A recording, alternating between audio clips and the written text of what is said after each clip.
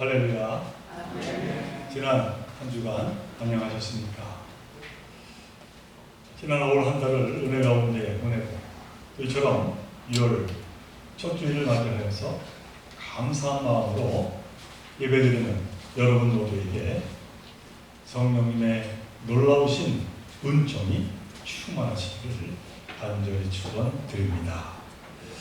저는 오늘 본문으로 지난주일 예배에 드린 말씀과 연계하여서 누가복음 14장의 말씀을 선택했습니다. 이 말씀 또한 영생에 관한 말씀이 이어지기 때문입니다. 우리가 이 복음서를 읽다 보면 예수님은 하나님 나라를 식탁으로 비유하여 자주 말씀하셨습니다. 뿐만이 아니라 실질적으로 식탁의 자리를 매우 중요하게 생각하셨습니다. 왜냐하면 밥상을 같이 하는 것, 음식을 함께 나누는 것, 그것은 그저 몸에 필요한 영양을 섭취하는 것 이상의 의미를 지니기 때문입니다. 그러니까 생명을 나누는 자리가 바로 식탁이다라고 하는 것이죠.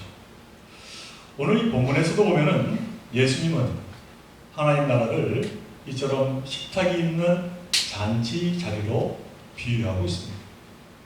이 말씀을 다시 한번 제가 상기해보고자 합니다. 어떤 사람이 잔치를 베풀고 많은 사람을 초대하였습니다. 정확하게 말하면 먼저 잔치에 초대하고 드디어 예정한 날에 그 초대한 사람들을 맞을 준비를 하였습니다. 그리고 잔치 시간이 되어서 주인은 초대한 사람들에게 종을 보내 모셔오도록 했습니다. 이것은 그 당시의 유대 사회 그리고 로마 사회에서 너무나도 중요한 예법에 해당합니다. 다시 말하면 잔치를 이제 초대할 경우에 종을 보내어 사람들에게 참석 여부를 묻습니다. 그리하여 잔치에 참석한 사람들의 수요에 맞추어서 자리를 준비하고 승낙한 자들의 하나여서 다시금 종을 보내 모셔오는 것이 마땅하고 정중한 예법이었다라고 하는 것이죠. 그런데 우리 본문을 말씀을 보면은 초대 응한 사람들이 하나같이 핑계를 대기 시작했습니다. 잔치를 베푼 사람은 정중하게 예를 갖추고 있는데 이 초대를 받은 사람들은 그만 무례를 범하고 있는 것입니다. 그렇게 첫 번째 사람은 밭을 샀다는 것이 핑계였습니다. 이처럼 밭을 샀기에 잔치에 참석하지 못할 이유가 된다면 아마도 이 밭을 사고 난 후에 법적인 처리를 해야만 하는 그러한 아주 중요한 상황이었던 것 같습니다. 또 두 번째 사람은 소 5겨리를 샀는데 시험하러 가야 한다라고 하는 핑계였습니다. 여기서 겨리란 2마리의 소가 끄는 쟁기를 말합니다. 그러니까 5쌍의 소를 샀다는 것은 그만큼 많은 땅을 가봐야 하는 부유한 그러한 사람을 뜻합니다만 어찌되었든 지금 막 10마리의 소를 샀으니 마음이 급했을 것입니다. 그 다음 세 번째 사람은 막 장가를 가서 갈 수 없다는 핑계를 냈습니다. 이는 결혼한 지 얼마 안 된 신랑이 아내를 두고 어딘가 돌아다니기가 불편해서 마음이 돌변한 것 같습니다. 어찌되었든 자신이 가진 형편 때문에 약속했던 초청에 응하지 못하는 그러한 사연들을 보여주고 있습니다. 자, 이 같은 상황에서 잔치를 베푼 주인은 어떠한 행동을 하게 되었을까요? 우선 너무나도 당황하고 황당했을 것입니다. 아니, 황당함을 넘어서 분노했다고 오늘 성경은 말합니다. 그래서는 다급히 종을 시켜 예정이 없던 사람들을 초대하라고 합니다. 그래서는 시내의 거리와 골목으로 나가서 가난한 사람들과 눈먼 사람들, 다리 저는 사람들을 데려오라고 합니다. 그런데 그렇게 사람들을 초대하여 자리를 채웠는데도 그 자리가 아직도 비어 있었습니다. 그러자 이번에는 큰 길과 울타리로 가서 사람들을 데려오라 합니다. 이는 성 밖으로 나가 사람들을 불러오라는 그러한 이야기였습니다. 그리고는 결론을 냈습니다. 초대를 받은 사람 가운데서는 아무도 나의 잔치를 맛보지 못할 것이다. 자, 이 비유의 뜻은 과연 무엇인가요? 비유란 원래 매우 간결하고 함축적인 의미를 던져주는 이야기 방식입니다. 그러니까 이 비유는 애초부터 매우 단순하고 간결한 의미를 지니고 있다라고 하는 것이죠. 그렇다면 이 비유의 분명한 그 골자는 무엇인가요? 예수님이 비유로 들은 이 잔치 자리는 하나님 나라의 상징이요 동시에 실제였습니다. 그러니까 하나님 나라는 기쁨이 넘치는 잔치 자리요 그 뭐가 비길 수 없는 소중한 축제의 자리라고 하는 것이죠. 그리고 그 자리는 누구나 참여할 수 없고 오로지 초청을 받은 자들만 들어올 수 있는 너무나도 소중한 자리임을 말씀하고 있는 겁니다. 자, 그런데 오늘 본문을 보니까 사람들은 예수께서 보여주신 하나님 나라를 받아들이는데 각기 다른 태도를 보이고 있습니다. 그래서 이 비유에서는 아주 단순한 사실이 대비되고 있습니다. 그러니까 한편의 사람들은 잔치 자리에 초대를 받았음에도 불구하고 이 초대에 응하지 않고 반면에 또 다른 한편의 사람들은 애초에 초대를 받지 못했음에도 불구하고 그 은혜의 그 잔치 자리를 누리게 되었다라고 하는 대비의 이야기. 자, 그렇다면 과연 그 무엇이 서로 다른 입장을 만들어내게 되었을까요? 아니, 이렇게 서로 다른 태도를 보인 사람들은 도대체 어떠한 사람들이었을까요?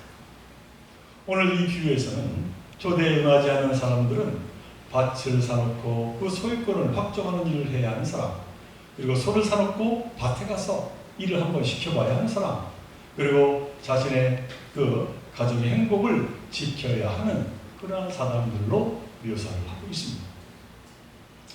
근데 사실 이 같은 사정은 이 세상에 살아갈 때 너무나도 중요한 그러한 사정이지 않을 수 없습니다.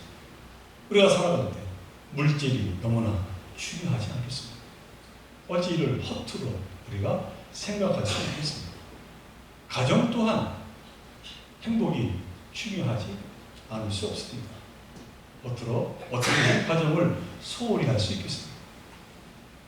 자, 그런데 이들의 이러한 어찌 보면 합당한 이유에 대해서 이 주인은 그럼에도 불구하고 분노했다, 그렇게 말씀을 하고 있습니다. 아니, 무엇 때문에 주인은 분노하게 되었을까? 이들에게는 주인을 분노케 하는 하나의 공통점이 있었기 때문입니다. 그렇다면 그 공통점은 무엇이었을까요? 이를 이해하기 위해서는 무엇보다도 먼저 오늘 이 말씀의 배경을 우리가 한번 찾아보아야 합니다. 오늘 이 본문이 나오는 14장 1절에 보니까 안식일에 예수님은 한 바리새인 지도자의 집에 초청을 받게 되었습니다. 그리고 그곳에는 이미 율법 교사와 바리새인 여럿이 초청받아 있었습니다. 그런데 흥미로운 일이 거기에서 벌어졌습니다. 미리 참석한 자들이 서로 높은 자리에 앉고자 혈안이 되어 있었다라고 하는 것이죠. 이 예수님은 그들의 모습을 보고 이렇게 나무라십니다. 누가복음 14장 11절의 말씀. 무릇 자기를 높이는 자는 낮아지고 자기를 낮추는 자는 높아지리라. 그러면서 뒤이어 오늘 본문의 비유의 말씀을 들고 계시다라고 하는 것이죠. 그러니까 결국 이 예수님의 이 비유의 말씀은 이 바리새인과 율법 학자들이 보여준 그 외식하는 삶을 지적하고자 했다라고 하는 겁니다. 그리고 그것은 다름 아니라 자기의 의를 위하여 살아가는 자들에 대한 질책이었던 것이죠. 자, 그렇다면 자기의 의를 위해 살아간다 라고 하는 것은 무엇을 말하는 것일까요? 사도 바울은 로마서 10장 2절로 3절에서 이렇게 말씀을 합니다. 내가 증언하노니 그들이 하나님께 열심히 있으나 올바른 지식을 따른 것이 아니니라. 하나님의 의를 모르고 자기 의를 세우려고 힘써 하나님의 일에 복종하지 아니하였느니라. 이는 무슨 말씀입니까? 우선순위가 바뀌어진 삶을 살아가는 자가 다름 아니라 바로 자기의 의를 드러내며 살아가는 자라고 말씀하고 있는 것이죠. 그래서 하나님께 영광 올리기보다 하나님을 이용하여 자기를 나타내려 합니다. 다시 말하면 하나님의 말씀으로 내가 높아져 하나님의 말씀으로 내 영광을 취하는 것이 바로 자기의 의를 위해 살아가는 자다라고 말씀하고 있는 것이죠. 이처럼 자기의 의를 위해 살아가는 자들은 오늘 본문의 말씀에 나오는 것처럼 하나님의 부르심에 따라 겉으로는 언제나 그 잔치 자리에 참여하려는 것 같으나 실은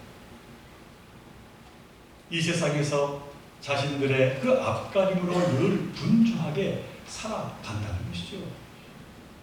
그리고 여기에서 기쁨과 행복을 찾고자 한다는 것입니다. 그런 이들에게는 마음을 열고 사랑을 나누며 베푸는 그 잔치 자리에 굳이 참석할 하등의 이유를 그들은 가질 수가 없게 되었다는 겁니다. 지금 한국교회에 이 같은 믿음의 형태가 얼마나 많은지 모릅니다. 우선순위가 바뀌는 그러한 믿음의 삶을 참으로 많이 살아가고 있다는 현실인 것이죠. 그러나 이와는 다르게 이제 초대를 받지 못했지만 결과적으로 잔치 자리를 누리게 된 사람들은 어떠한 사람들입니다. 그들은 성 안에서 살지만 주변 교회에 있는 변변치 못한 사람들입니다. 또한 병자들입니다. 뿐만이 아닙니다. 자리가 비자 두 번째로 초대된 사람들은 이들보다 더 못한 처지에 있는 사람들입니다. 그들은 성 밖에 있는 사람들로 이방인들을 뜻하고 있습니다만 곧 이들은 존재감이 전혀 없는 사람들임을 말하고 있습니다. 자, 그렇다면 이들의 공통점은 무엇일까요? 이들은 바리새인들이 보기에 참으로 하찮은 자들, 죄인이었습니다. 그런데 이들이 생각지 않게 천국 잔치에 참여하게 되었다. 오늘 성경은 말하고 있습니다. 그리고 이 비유에서 이 같은 사람들을 억지로라도 데려다가 잔치 자리를 채우라. 주인의 명령이 나오는데 이는 이들의 의지나 인격을 무시하고 강제로 끌어오라. 그러한 이야기가 결코 아닙니다. 이들 스스로 자격이 안 되기에 도저히 그 잔치 자리에 참석할 수 없다고 생각하는 그 망설임을 극복할 수 있도록 도와서 데려오라. 그러한 배려의 뜻이 담겨져 있는 것이죠. 그리고 결과적으로 잔치 자리는 그같이 도저히 초대받기 어렵다고 스스로 여겨졌던 그 사람들로 채워지게 되었음을 말하고 있습니다. 오늘 이 비유에서 예수님은 우리에게 너무나도 분명한 그 영원한 생명의 길을 말씀하고 있는 것이죠. 그것은 이 세상에서의 지위, 위치, 형편과는 전혀 상관없이 오로지 예수님의 천국 복음을 삶의 우선순위로 받아들였는가, 받아들이지 않았는가, 그 여부에 있다라고 말씀하고 있는 겁니다. 다시 말하면 주님의 부르심에 마음을 열고 순종했는지 순종하지 않았는지 거기에 있다는 것이죠. 그러나 이 바리새인들을 비롯한 유대인들은 이 세상에서 그만 이 우선순위를 뒤바꾸고 말았습니다. 하나님의 의보다는 자신의 의를 위해서 분주하게 하는 삶이 너무나도 현명한 삶이라고 그렇게 그들은 판단하며 행동했다라고 하는 것이죠. 그러나 이에 반해 처음에는 초대를 받지 못했지만 그러나 하나님의 사랑하심으로 국률하심으로 뒤늦게 겨우 초대받은 자들은 이를 불쾌하게 여기기보다는 오히려 너무나 감사함으로 받아들였다. 그렇게 말씀하고 있는 것이죠.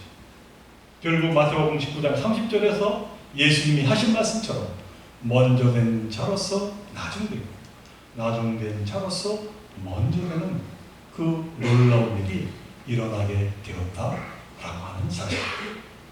그러므로 사랑하는 주교 성도 여러분, 오늘 비유를 통해서 예수님은 우리에게 분명하게 말씀하십니다. 삶의 우선순위가 무엇인지를 늘 깨달아 달라는 것이죠. 주님의 부르심에 따라 순종하며 잔치 자리에 참여하는 것이야말로 어떤 일보다 소중한 이름을 우리는 늘 기억해야 될 줄을 믿습니다. 거기에 진정한 기쁨이 있고 참 자유함이 있고 만족함이 있고 영원한 생명의 길이 있기 때문입니다. 그래서 예수님은 바리새인들을 향하여 분명하게 경고하셨습니다. 아니, 우리 모두에게 참으로 국률한 마음으로 권면을 하고 계신 것이죠. 오늘 보면 24절의 말씀, 내가 너희에게 말하노니 전에 청하였던 그 사람들은 하나도 내 잔치를 맛보지 못하리라. 바라기는 예수님의 부르심에 순종하여서 하나님 나라의 그 잔치상에 기쁨으로 참여하는, 그래서 그 뭐가 비길 수 없는 축복된 삶을 이뤄가고자 저와 여러분들 모두가 되시기를 주님의 이름으로 간절히 축원을 드립니다. 함께 기도드립니다. 사랑과 은혜가 풍성하신 하나님 아버지, 주님의 천국 잔치 부름에 응답하는 저희 모두가 되게 하여 주옵소서. 입술로만 주여 주여 부르짖는 자가 아니라 자기의 일을 위한 삶을 내려놓고 세상에서의 분주함을 내려놓고 하나님의 의를 위해 살아가고자 다짐하는 저희 모두가 되게 하여 주옵소서. 성령님의 능력에 힘입어 주님의 뜻에 따라 마음을 열고 사랑을 나누며 사랑을 베푸는 참으로 기쁨이 넘치는 잔치 자리에 참여하는 저희 모두가 되게 하여 주옵소서.